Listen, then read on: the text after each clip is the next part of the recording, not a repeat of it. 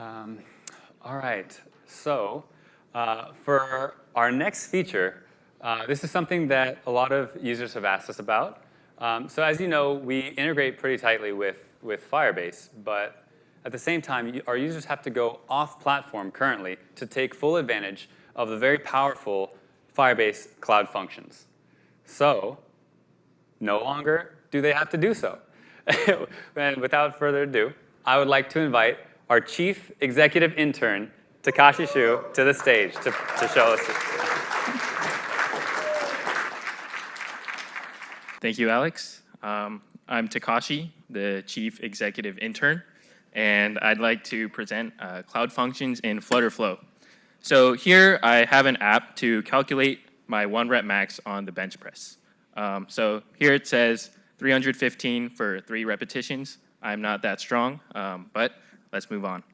So here I've created a data type called exercise, and we have the name, the weight, and the number of repetitions here. Now, if I navigate to the Cloud Functions page, I can add a new Cloud function, and I'll call this Ask GPT Demo. And we'll set a return value of string in order to get the response from ChatGPT. And the input we'll call input exercise.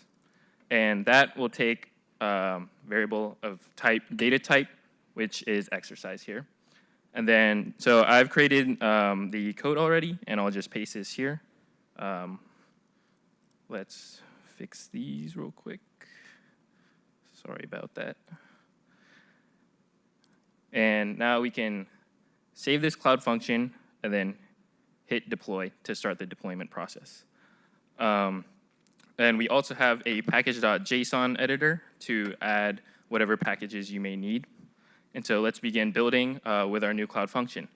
So if we go into the action flow editor, let's create an action. Now we have the option to select cloud function. So we'll take Ask GPT Demo. And if it succeeds, let's just add a snack bar. And we can have the snack bar say success. And then since we're passing in an input parameter into our cloud function, we can set it directly from FlutterFlow. So here I've created a custom function earlier called create exercise, which basically creates one of the exercise data types as shown earlier.